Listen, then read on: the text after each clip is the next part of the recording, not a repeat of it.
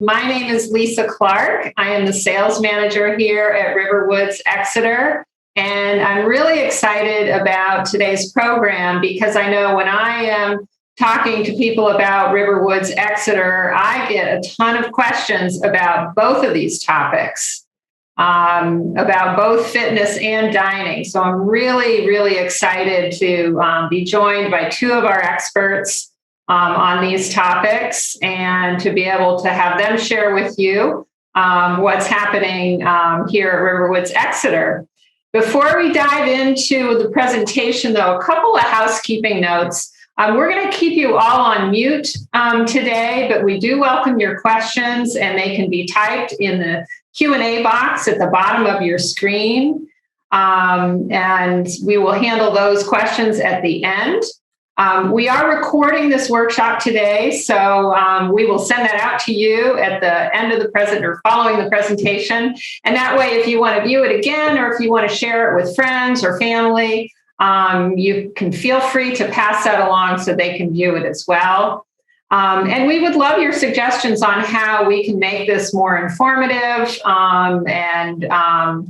and really be addressing your interests going forward. So please don't be shy about sharing feedback with us. And if you do have an idea for a future topic, we would love to hear that because we are loving sharing information with you and insights into our community through Zoom because, as you know, during the pandemic, it is the way we are communicating and sharing today. So please let us know what ideas you might have. I'd like to introduce our guest speakers today, starting with Kathy King, who is our Senior Director of Culinary Operations. And Kathy's been with us about 2 years and joined us from a CCRC in Burlington, Vermont, known as Wake Robin, where Kathy spent 11 years being responsible for all the dining operations at Wake Robin. And while there, Kathy created and implemented programs and initiatives designed to create a program rooted in local, organic, and sustainable food, as we all would expect from a Vermont CCRC. Kathy's a graduate of the Culinary Institute of America, and she's got a BA in English with a minor in management from Dewville College in Buffalo, New York. So welcome, Kathy. And then speaking on the topic of fitness, we have Heidi Savage, our Director of Fitness. And Heidi joined Riverwoods Exeter in 2008 and has really built a fabulous fitness program here at Riverwoods Exeter, developed through input from residents, teamwork, and a recognition of really the current science around fitness, and an application of her own deep experience in the fitness field. Heidi is a combat veteran and a graduate of the U.S. Naval Academy. She has a master's in exercise science and health promotion, and she holds many different professional certifications, including a functional aging specialist, Pilates and yoga instructor certification. She is also an NASM personal trainer and a Slings myofascial training practitioner. So we are so delighted and fortunate to have the talent of both Heidi and Kathy on the staff here at Riverwoods Exeter. And I can't wait for you to hear what they have to share this morning. But before we get into their presentations, just a little bit about who Riverwoods, the Riverwoods Company is. I know some of you joining today are very familiar with us. Some of you are on our wait list to become future residents, while others are just starting to learn about Riverwoods. So a little bit about our company. We are comprised of 3 different communities, the first of which is Riverwoods Exeter, which was founded in 1994 and now consists of 3 campuses within the Exeter community. Birch Hill is our second community. We acquired Birch Hill in 2016. And then Riverwoods Durham, which is our newest community over in Durham, New Hampshire, which opened in 2019. And all 3 of these communities are CCRCs, continuing care retirement communities, offering a blend of independent, assisted living, memory care, and skilled nursing. So for those of you who are not familiar with a CCRC, Continuing Care Retirement Community, a CCRC is a long-term care insurance product. And because of that, our contracts are regulated by the state in which we operate. Our financial performance is reported to the state annually. And a CCRC is really a way of prepaying for your potential assisted living and skilled nursing needs. And because of that, a portion of your entrance fee as well as your monthly service fees are tax deductible. People are really drawn to a CCRC because of the many benefits it offers without compromising being able to live independently. So you enter the community while living independently. You don't have to worry about household chores anymore. There's courtesy transportation provided to our residents. And there's a whole slew of activities and things to do, which really increases your social opportunities as much or as little as you want them, and really allows you to really stay in control of your life while having the safety net and security of knowing that your health needs will be cared for as you age.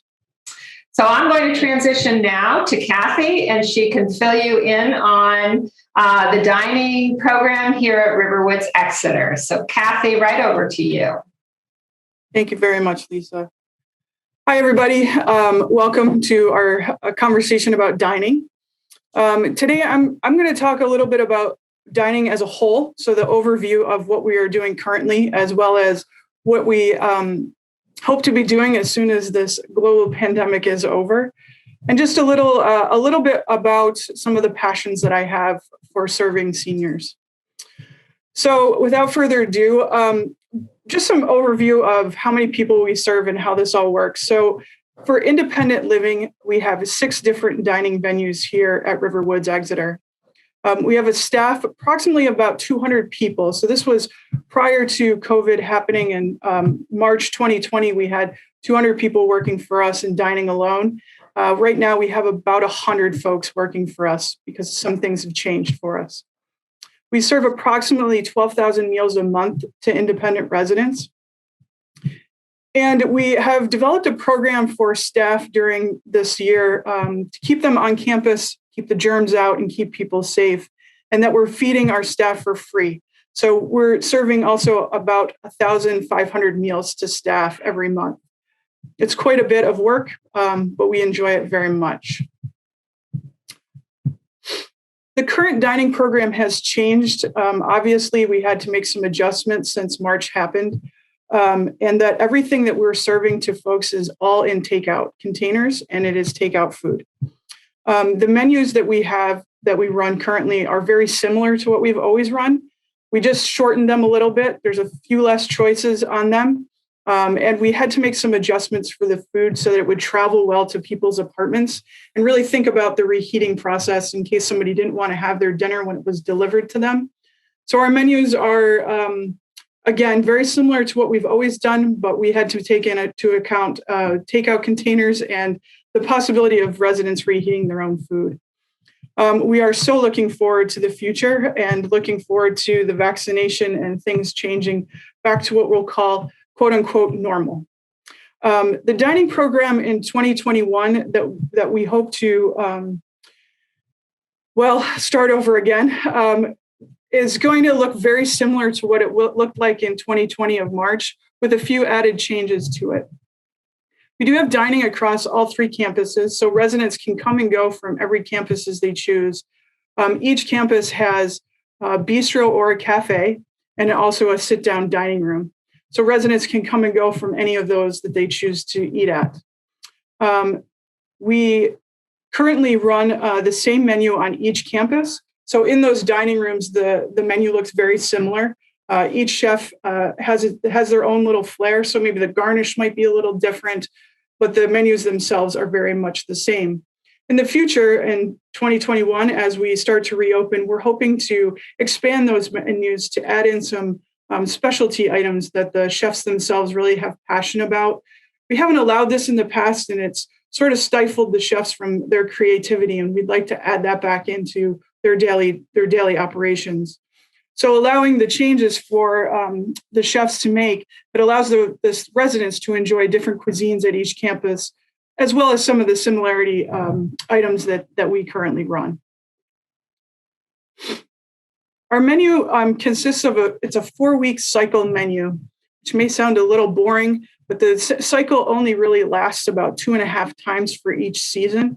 So they run for a month. We just started our winter cycle menu. And how it works is that myself and my director of culinary operations, and he's the person that oversees the chefs at all 3 campuses, we use our experience as chefs and the resident feedback to develop the menus.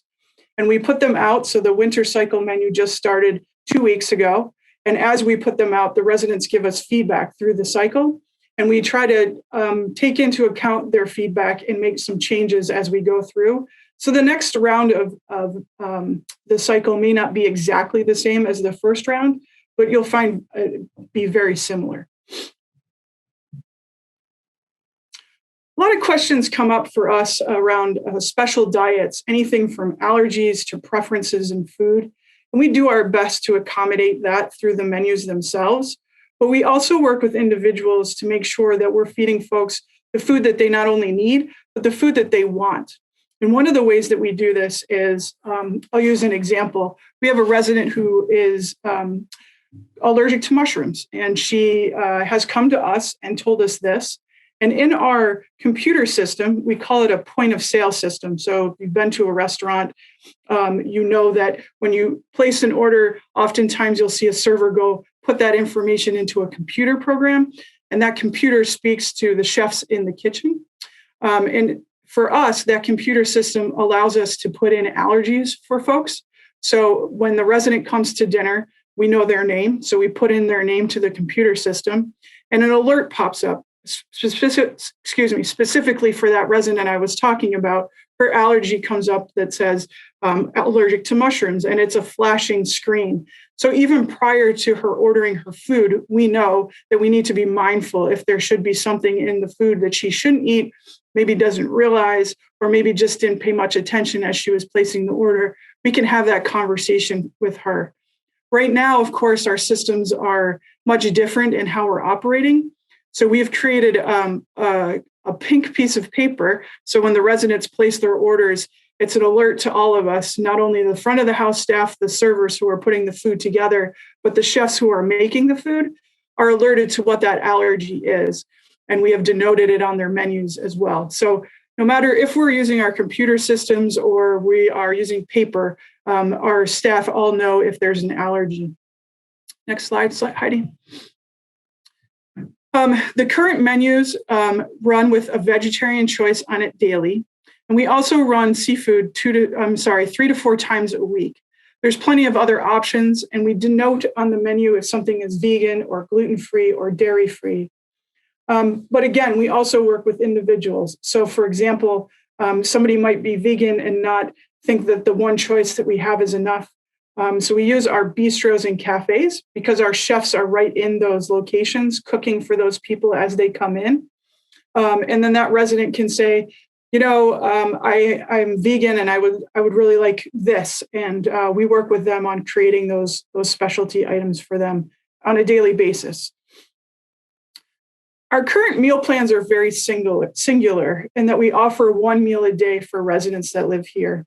And that 1 meal consists of a 4-course meal, actually a soup, a salad, an entree, and dessert, and also a drink are included, of course. We are expanding this because this isn't really truly how people eat and how we all live our lives. And we hope that this new program, we do believe that this new program will allow for residents to eat how they want to eat, when they want to eat. And this new program is called a points plan.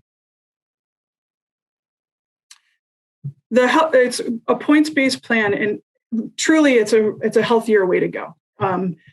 Alternatively to sitting down for 1 meal, usually at dinner time, because that's when we serve most of our residents, and having a 2-hour duration of a meal, it changes that thought process. You can certainly still do that if that's something that you enjoy doing, but it allows the residents to eat and come and go as they want. You can eat smaller meals throughout the day. You can eat 1 meal. You can skip a meal for that day, but it allows you to enjoy your life just like you would if you weren't living in a CCRC. It's kind of pretty much what I think most of us do on a daily basis. It creates more opportunities for people to sit and socialize, and also creates a healthier lifestyle. And it will also speak to our casual dining program. So this is a picture of the Woods Cafe. And we're hoping to, through this points program, expand our offerings. So right now, well, prior to COVID, most people just came to the dining rooms and ate dinner. They would sit for 2 hours, socialize with their friends, and that was the big outing for the day. We hope that through the points plan and the addition of expanding our casual dining program, it will allow residents to come and go and eat and enjoy each other as they want. So one of the things we realized through this time is that adding a marketplace to what we do is extremely important. So on a day like today, where we just got 1.5 feet of snow, and I know I would rather stay home and not go to the grocery store, allowing a marketplace to serve those residents be right here on campus. So we've done this since March, where we've had bread and milk and eggs and some takeout food for them, anything from egg salad to pre-made salads themselves. Pretty much any small items you can think of, we've added to our cafes and bistros. That's gone very well, and we'd like to expand this idea in the future. We'd also like to expand the idea of takeout options. So we've all become accustomed to this throughout this year, and adding quick meals and afternoon snacks to these locations. Basically, an open all-day location for people to sit and relax and enjoy each other's company. Next slide. Thanks. One thing that we have really realized through this pandemic is this sentence, food is medicine. This concept may not be something that you've heard about before, and it may be something you have heard before. It's certainly something that I've believed in for a very long time in my career, but I never realized what it meant as an entirety. So I've always thought of food as medicine and like what we put in our bodies. But what I've realized through this time is that food is medicine because it's a way to connect with people. Through COVID, we've all been isolated and eating individually and just sitting with one other person, if anybody at all, and really being able to share meals with folks. It's also because of what we eat, food is medicine, but of how we eat together, whether it's alone, together, what we're eating, how often we're eating. It's just really about how we view our bodies and the food we put in and the socialization that we use around food. And I think we've all missed that very much, not going out to eat, being isolated in our homes. It's really put a better emphasis on food as medicine. And it's a concept that I believe we're going to see more and more of in 2021. And it's one of the ways I believe that will be most important for us to come back together and heal from this global pandemic. One of the other things, as Lisa mentioned at the beginning when introducing me, I did come from the state of Vermont. I worked there for many years. Most of my culinary career was there. And one of the things I found a lot of passion in is the local food movement that is very present in the state of Vermont. I do think it's very present here in New Hampshire as well as many other states. And I found it's a group of farmers and producers called the Three Rivers Alliance. They're on the seacoast of New Hampshire. And basically, they're a network of 29 farmers and producers that work together to aggregate and distribute local produce and products. So one person may be a produce farmer, one person may be a cheese maker, one person may make vinaigrettes, and they all come together to aggregate the products that they have so that we can buy it right online, and then they distribute to us all together in one-stop shopping is like what I like to call it. We currently use this alliance to work with 5 different local farms to source our vegetables throughout the year.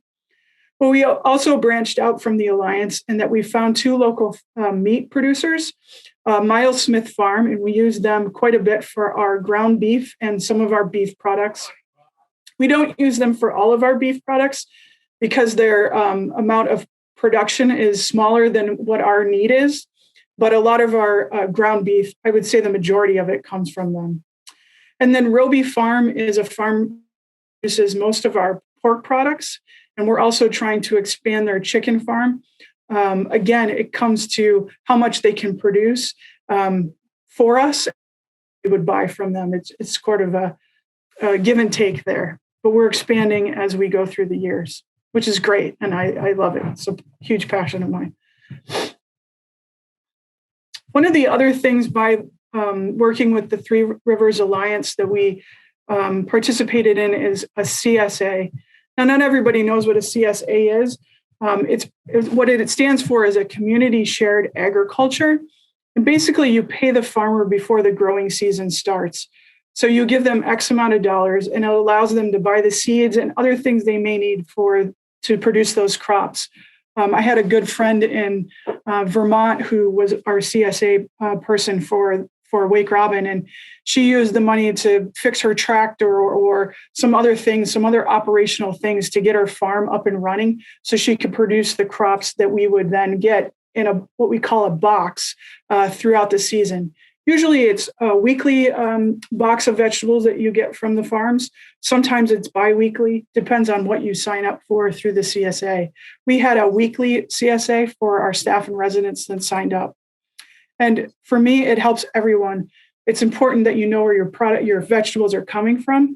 But as I just said to Lisa before we started, I really don't like going to the grocery store. So a CSA comes to you, generally speaking, and I didn't have to go to the grocery store. So it's a win-win for me. One of the biggest things that I always say, no matter who I'm speaking to about what we do here at Riverwoods, is that feedback is the most important thing. We all need to work together to understand the needs and desires. Food is everybody's passion. Everybody has eaten through their life. Everybody is their own expert. One person's crisp vegetables may not be the next person's soft vegetables. Either one of those things is wrong. It's just we need to find a way to make it right for both people. And our mission is to satisfy as many residents as we can and create an enjoyable atmosphere within our dining program for everybody. So listening to residents every day and getting feedback, whether it's in the hallway, whether it's email, whether it's a phone call, however I get it is what we use to develop the next thing that we're going to do in dining. Thank you all very much. I think I turn it over to Heidi now. All right. Thanks, Kathy. That was wonderful. And I am going to actually have you guys just for a minute before we jump into this, because we've been sitting for a little bit.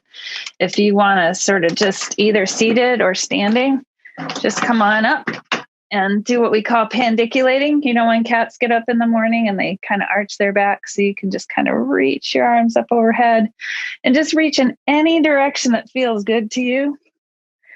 You could do a little bit of just a side to side stepping. Feels good to me. Oh, yay. All right. So we'll jump into part 2. That was awesome. I hope that you're not feeling hungry. I love hearing about the food here because it's wonderful. And it has been such a blessing to have the meals for our teams. So thank you, Kathy. My name is Heidi Savage, and I'm the Director of Fitness here at Riverwoods, and I have been here since 2008. And I want to start with just sharing with you the mission of our department that our team came up with. And it is to empower our community to pursue optimal wellness by providing safe and exceptional programming, education, and experiences that enhance the many dimensions of wellness.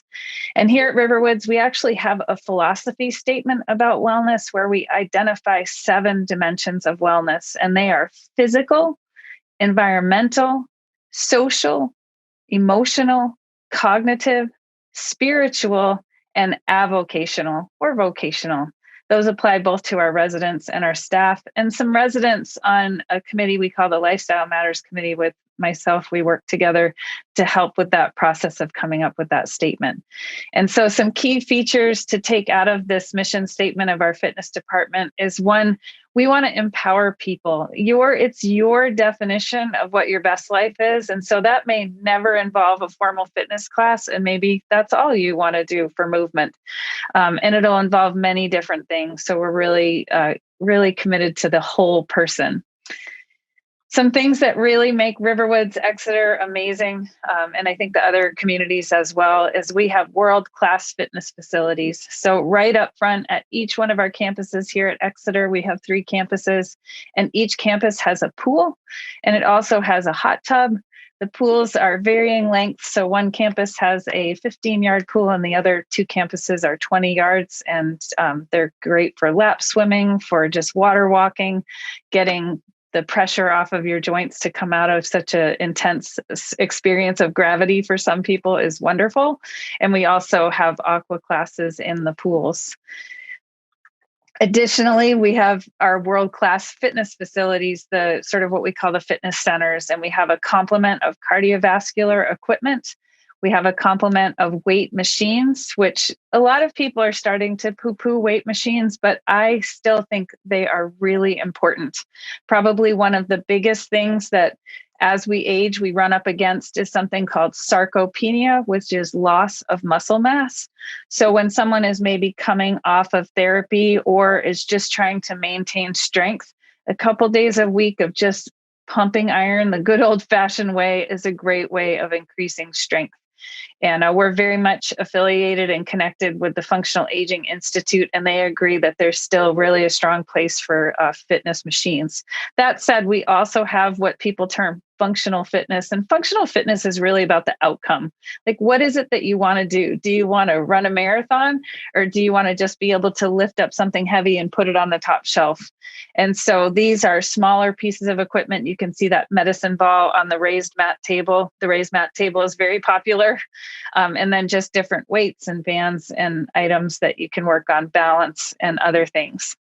In addition to these sort of traditional venues for fitness and wellness, we have miles of trails. We have our Gooch Park location, which is very central, that has the pickleball court, which is very popular.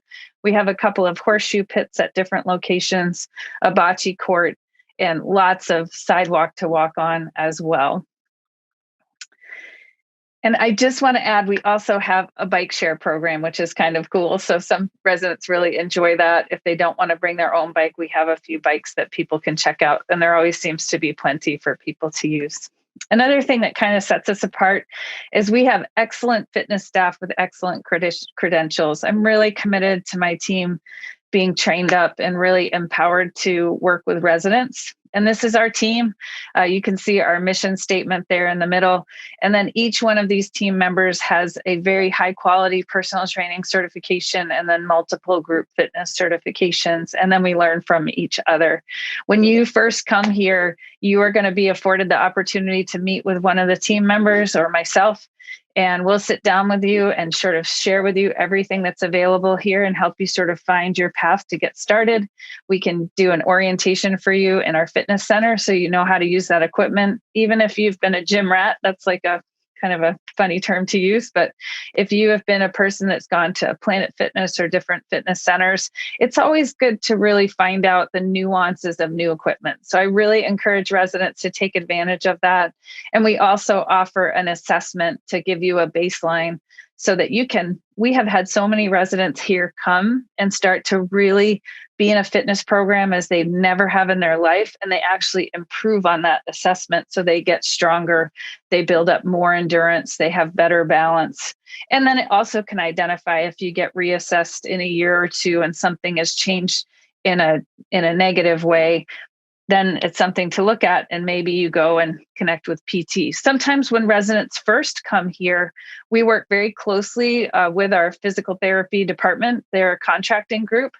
But sometimes someone might move in and have a new pattern, or they're just starting to have trouble with balance, and they go see PT, and it sets them up for the best possible experience during their time at Riverwoods. And so those are things that we love to do. Our programming is science informed and experience based. So the reason science informed is important is because if we wait for science to be science based in the realm of fitness, we would never do anything new. So we're really kind of paying attention to things, trying to see, is that just a fad, or does it really make sense? Is that going to be good for our folks? We'll reach out to residents and get input about trying new things. We'll run pilots and see if they're popular or not. And the experience-based is just over the years what's worked and what hasn't worked. And that's what we try to do. So a program that we've developed here is called Mosaic Fitness. And I like things to stand for something, but so it's a movement-oriented synergy of active aging integrative coaching. But really, it's a multi-dimensional approach to active aging. So we took the Functional Aging Institute sort of approach and made it a little bit more simple with our Mosaic here. And we want to make sure that we're providing opportunities, especially in our classes. And we sort of have a nuts and bolts class called Mosaic that other places might call strength and balance or bone building and that sort of thing, but we call ours Mosaic. And within the Mosaic, we're trying to address cardiovascular health, that endurance, the health of your heart. We want to help people improve balance and not just standing on one leg without moving, but dynamic balance, to have balance within the pelvis, to have balance within the posture. We want to look at our muscle, fascia, and bones. Those systems all work together to give us balance in our posture and in our movement. And we want them to be strong, but also resilient. We look at cognitive health. So sometimes in a class, we're changing things up. We're making cross-body movements. We're maybe having you solve a problem. That's really been the science behind neuroplasticity within movement, is if you're moving in two different planes, you're solving some kind of a problem and you speak the answer out, that really creates the conditions for your brain to rewire and build those nice connections. And the cool thing is you don't even have to get the problem right. So maybe you're marching in place and you're swinging your arm side to side, and I'm asking you to say all of your children's birth dates backwards with the year, the month, and the day. So you can try that later today. We want to look for general mobility and then neuromotor, so agility, coordination, those kinds of things. We have classes of Zumba Gold. We also have Tai Chi right now because of COVID. Our Tai Chi instructors can't come here. They are all outside contractors, but they've provided us with a couple of videos for our residents. And when we can get them back, we will. We also have different varying levels of our Mosaic classes, and we even have more of a boot camp Mosaic that happens up at Gooch Park during the seasonal times in the outside. And then we have our aquatics classes. We have some classes called mindful movement. Our teachers, myself included, we have Pilates backgrounds, we have yoga backgrounds, we have slings myofascial training backgrounds, gyrotonic, all these different things. And instead of having just one of each where it's hard to provide so many, we take that and we just kind of capitalize on the experience of our instructors and have these beautiful classes that sort of can have a yoga feel and a Pilates feel, but then feed in some other things that people really, really enjoy. So, we have an empowering approach to fitness and wellness. So the first slide here is our Trails Committee. We have other committees that are associated with my department. We have fitness committees, and I'll talk a little bit more later about the Lifestyle Matters Committee. But one of the committees I love to work with is our Trails Committee. When you sort of combine the trails and all of our sidewalks, we have over about 10 miles of walking that you could do here, and even more with other loops that you can do. But the trails are absolutely beautiful. And our Trails Committee, the guy on the left there, John, has done all of those beautiful signs. So that sign you see behind you, he made, and he's made probably 60 other signs. They've made all the benches on our trails. They've built bridges. During COVID, they were so active. They lay down gravel to try to make places that are rooted and areas that get wet to be a little safer and a little bit more open for everyone. That is a passion of our Trails Committee, is they want as many residents as possible to be able to access and enjoy the trails. And we even have some residents who are very interested in trying to have certain parts of the trails that are accessible for cross-country skiing. They're probably very delighted this morning that there's actually enough snow to cross-country ski. We have a ton of snow here today, so that group has a lot of fun. We also have what we call club sports. So club sports are resident initiated and resident led and resident organized activities that they get together to do. So we have a very active pickleball group that goes up to the pickleball court, and they sort of make sure that they're not stepping on toes when they're out there. And we have horseshoe people, bocce. We have kayakers that love to get together. We have cyclists that do cycling trips together around here, and sometimes they'll travel to other areas. And we have a very active hiking group that did, starting in July when things opened up here, they did a hike every single week until the week after Thanksgiving. So that is a wonderful aspect of what goes on here at Riverwoods. And then our Lifestyle Matters Committee is near and dear to my heart. This group has developed something we call TED Talk Tuesdays. So every Tuesday, we're sending out to all the residents and staff TED Talks that they have selected that help people sort of think about lifestyle. And TED Talks are these talks that are very informed people around the world talking on every single topic that you can think about, from insects to nutrition to how to, circadian rhythm, getting good sleep, getting good rest, and love, and all those kinds of things. So these are things that this committee has put together. As I said, that committee helped when Riverwoods, the senior leadership, developed the lifestyle philosophy statement. They were really involved in that. And they're so committed to empowering people to find their best life. So they're very important that it's their version of a best life, which might involve a cheeseburger every Saturday night. It might involve taking every Wednesday completely off. It might involve getting a massage or getting hair done or visiting with family. And so they really want to look at the whole person and have some really good talks for the residents coming up this spring. So that's a wonderful group, and they really do it all. So right here at the end, I just thought it would be fun to have you walk away with just one little tool. And so I encouraged people to have a ball, or if you had a small pillow, you could do that. I'm going to I can't see myself, so I hope I tilt this up enough so that you can see me. Let's see if I can change that. There we go. There. Yes, I can. So if you don't have a ball, breath is so important. So before I even jump into that, when we inhale, you have a muscle here called your diaphragm. This is probably, nothing new for most of you. And then your pelvic floor is down here. And these two muscles together, they sort of do this dance where they maintain what we call intra-abdominal pressure. So when we inhale, the diaphragm contracts and lowers, and the pelvic floor actually relaxes. And then when we exhale, the pelvic floor is contracting as the diaphragm lifts and relaxes. So it's kind of this dance going in and out. There's a lot of science that talks about how if we're mouth breathers, we want to try to move a little bit more to nose, nostril breathing, or breathing through the nose. You may have heard of belly breathing, but I kind of like to encourage people to explore their breath and see how expansive it can be. And when you do this kind of intentional breath work, it really can have a nice effect on your autonomic nervous system. So that dance between the parasympathetic nervous system, which is our rest and repose after meals, and then our sympathetic nervous system, which we think of the fight flight. But we want sometimes our sympathetic nervous system is there for a purpose. It keeps us alert and active.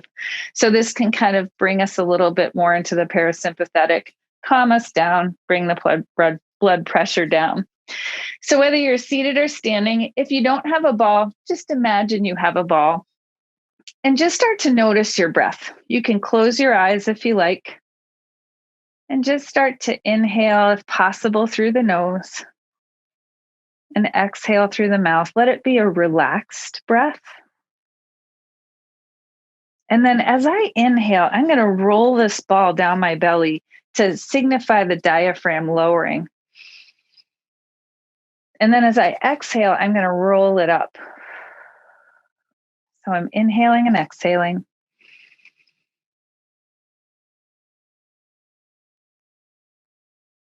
As you inhale, notice the expansiveness on the front side of the body.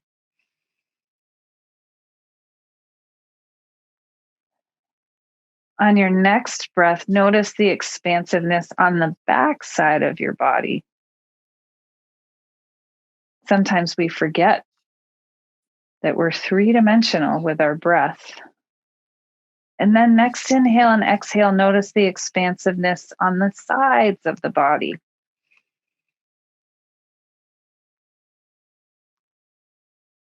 And then finally, on your next full breath, notice the expansiveness top to bottom.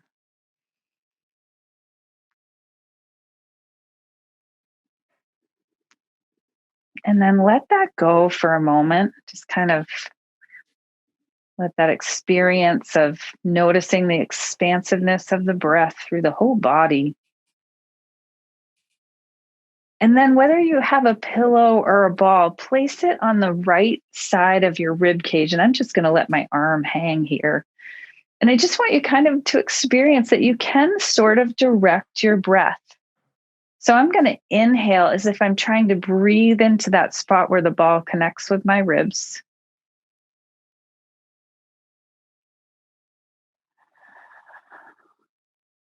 I'm going to do that again.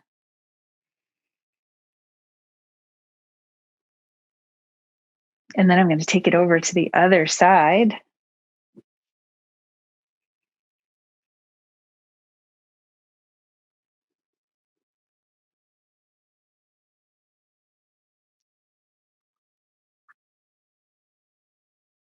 And then I'm going to let that go. And just take a moment to feel what you feel. Notice, do you feel a sense of calm? Do you feel more relaxed?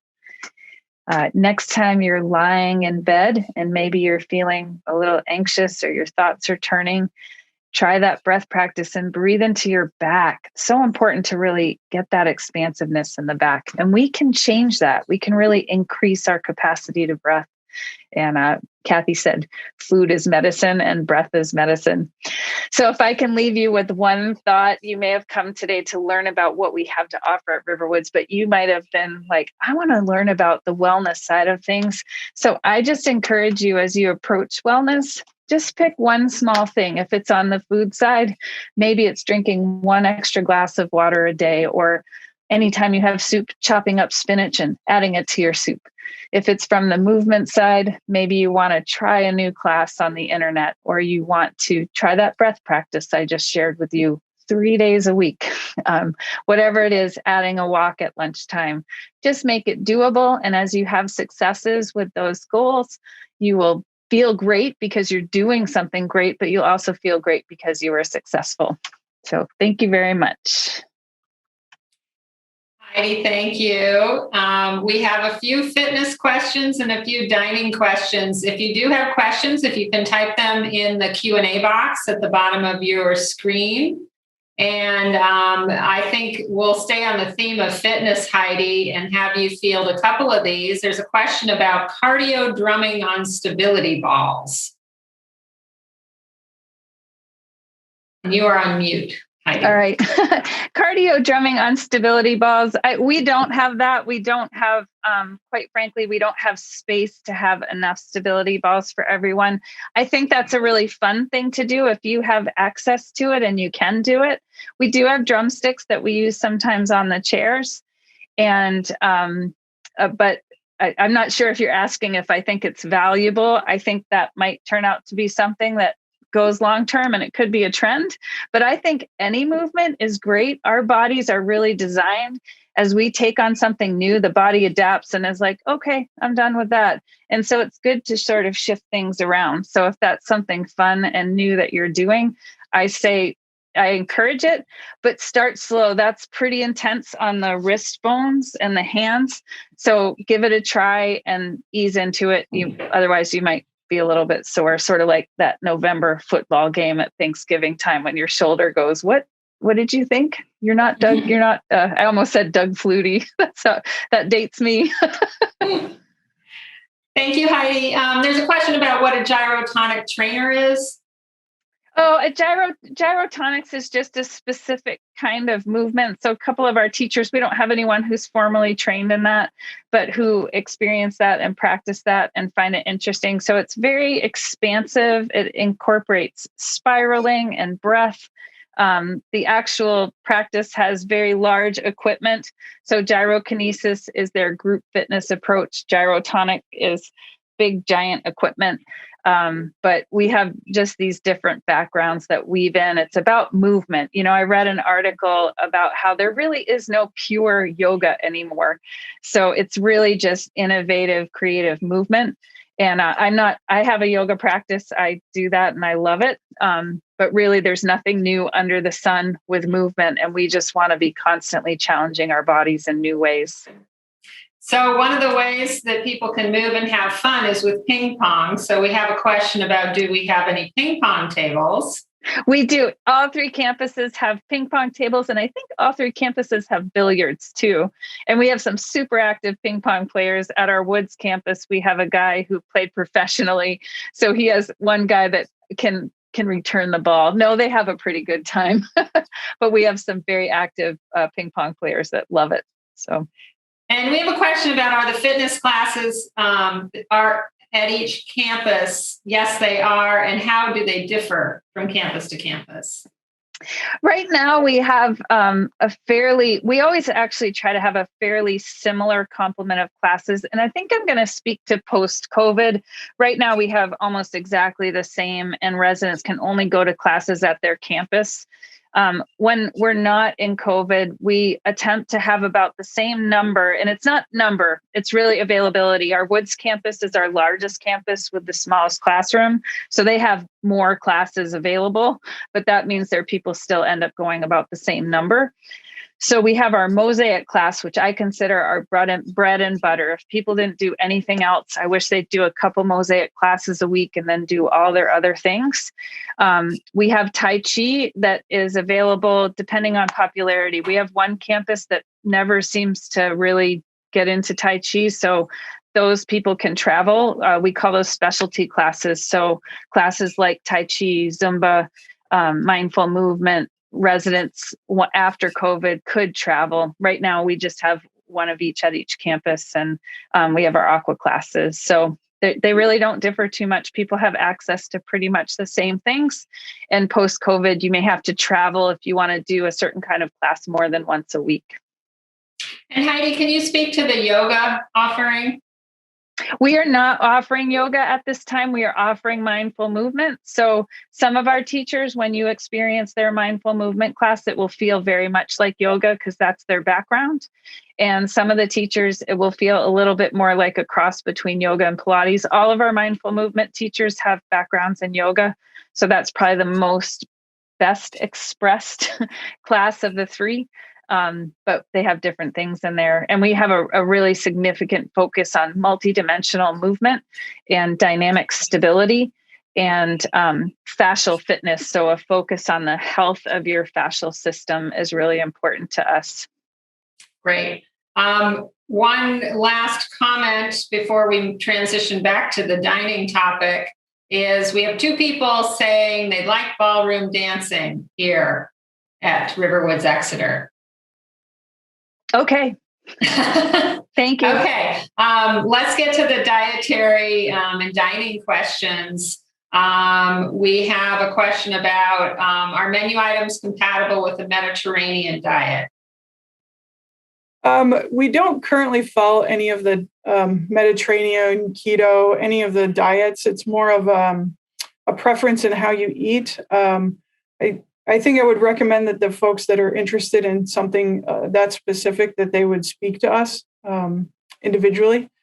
The Mediterranean diet, I do look to incorporate some of it in some of the future menus, but don't have a timeline on that yet. Great. We had a similar question about keto diets, and if that's something that the future plan will include having choices for low carb or keto diets. I think the new meal plan will allow for folks to choose what they want to eat and how they want to eat it more for that's on a keto diet or wants to follow a keto diet, where they don't have to choose a carbohydrate. They can just have certain products that fit into that diet. Great. Question about, is there still an option for a 30 or a 25-month meal plan or similar point plan? So currently we have, just to explain to everybody, we do have a 30 meal plan, so allowing somebody to have a meal a day. And then we have a smaller meal plan, which is a 25 meal plan. That's happening now. And then as we switch over to the points plan, which would happen in July, we will have two different plans. We haven't designated what those points would be. So enough points so that you could have the same equivalent to a 30 meal plan. We're debating on the 25 meal plan being a little bit less or keeping it the same. We haven't landed on a decision, but there will be definitely two meal plans. One that you could have something for every day of the month, or one that's a little bit smaller. And so yes is the short answer to that question. Great. Kathy, we have a couple questions about organic foods. Do we focus on organic foods with Dirty Dozen? We don't have a major focus on organic foods just yet. I don't know if we don't find that it's super popular with our residents. We have a few residents who are very passionate about it. So we've started with local, which honestly, we hadn't done much prior to me coming, and working with the local farms that we have around here. Most of the ones that we do use organic produce and things like that, but we don't specify anything of that nature. Okay. And I think you addressed this. This question came in early before you may have addressed it, about how we support people with multiple food allergies and intolerances. Yeah, again, just having that discussion with us when you move in or soon after, just so that we're aware of what your preferences and intolerances and allergies are, is the best avenue for that. We do our best to designate things on the menu that are sort of universal, like gluten-free and dairy-free. But there's more for individuals if you talk to us. Great. So I'm going to switch back to a couple of fitness-related questions. There's actually a logistics question or a facilities question about bicycle storage. We do have bicycle storage at all three campuses. So feel free to bring your bicycle, or we even have somebody who's bringing their tricycle to campus. And as Heidi mentioned, we also do have a bike share program, so you can hop on a bike and zip from one campus to the next if you like. We have a question about away ski trips. I'm not aware of any away ski trips that we have organized. Are you, Heidi? No, we've thought about doing that and never have seemed to have enough snow, or it's too cold out. We were planning on trying to organize one of those, but there's a lot of residents that get together to ski. And so I think it's a matter of, it would be awesome if there was a downhill skiing club sport. And then you're just building a little list of people. We help you do that. And you send that out and you all meet, usually we wouldn't be able to do that on the days when there's discounts for, I'm almost to that discount age. And so I think that would be fantastic. And we do have some downhill skiers that love it and they go on trips together. So, yeah. Great. Thank you, Heidi. Do our trails connect to trails outside campus? They do. It's the bulk of the trails that are, at some point they all hit road. And so there's one trail called the Jolly Rand that goes down to 111A, and that becomes, all of the trails on the Ridge and Boulder side fall under different conservation and things like that, and SELT. There's a little bit of trails that are connected, and then all of the woods trails are woods trails and don't really go anywhere else. So they're kind of just self-contained because there's so much property here that connects for Riverwoods. Great. Kind of a dining logistics question about can we eat at different dining rooms on a regular basis? Yes, you can. So one of the residents that lives at the Boulders community said to me one time, it made me laugh. She said, one of the things I love about living at Riverwoods is that I can dine at 6 different restaurants whenever I want. So the answer is yes. The cafes and bistros are open generally for lunch and dinner. We hope to expand that so that they're open all day. So currently we have a coffee service in the morning, and then we do lunch. Some of them are open for dinner and others are not. We hope to have them open basically from 7 to 7 once we're back in full swing, and then the dining rooms open for dinner. And we have a cappuccino lover on the Zoom today. Do we have a cappuccino machine? The cappuccino machine that's shown in the picture that I think I started with actually doesn't exist anymore, but we do have one here at the Ridge, and we are looking to add one at the other 2 campuses as well. Oh, fantastic. Yes. We have somebody who's asking about massage, and we do have massage available. I believe, Heidi, that's at the Ridge, right? In the spa there? Yes, just at the Ridge, the spa there. It's currently not available during COVID. But one day it will return. We One day have a question about whether salt is added to the foods by the kitchen, Kathy. It is, but my staff have been told, so if we follow a recipe that we've been tried and true, we make sure that it's half of the amount so that you can add. We certainly can't take away after we add. And then the other thing that we are very mindful of is not using high salt products. So canned tomatoes, of course, we have to have. There's no salt added to those. And everything we make is in-house. So we control it. Great. And on the topic of sustainability, Kathy, this one's for you, whether meals are being delivered in environmentally friendly packaging. Yes, they are. Yep. We didn't start out that way. And the ones that aren't, we actually are reusing. Our system for some of them is to collect them if it's safe. So if there's no COVID or any presence of anything in the community, which, knock on wood, we don't have right now. We collect the containers and we wash them through our dishwasher. We have a heat booster and a sanitizer on our dishwashers in the kitchen. So it allows us to reuse them in that fashion. And then the ones that we don't reuse, we recycle. And some are compostable too. It's a mix. Great. And to the point of meal delivery, we have a question about meals being delivered to independent residents. Yes, that's what we're currently doing. We are not dining we're not doing communal dining during the pandemic. And we have a question about, are we composting, Kathy? Any composting? We do for us in the kitchens. We don't for independent residents, but unfortunately, there isn't a place in New Hampshire that does it. We have somebody that comes from Maine to pick up our compost.